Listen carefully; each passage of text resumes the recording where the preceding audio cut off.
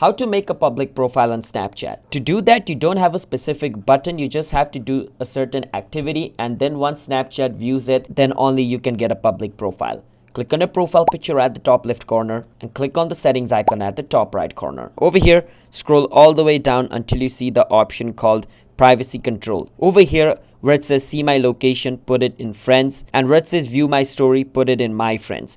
Make sure every settings over here is set on public or my friends. If you have the option of public, set it on public. If you have the option of friends, set it on friends.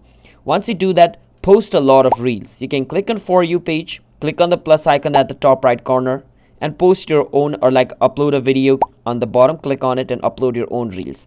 And if like your reels gets a lot of views, then Snapchat will put your account into notification, and once they see all the necessary requirement fulfilled, you will get a public account as well. Since you don't have a particular button to just click on it and turn it on, these are the only things you can do to increase your chances of getting a public account or public profile on Snapchat.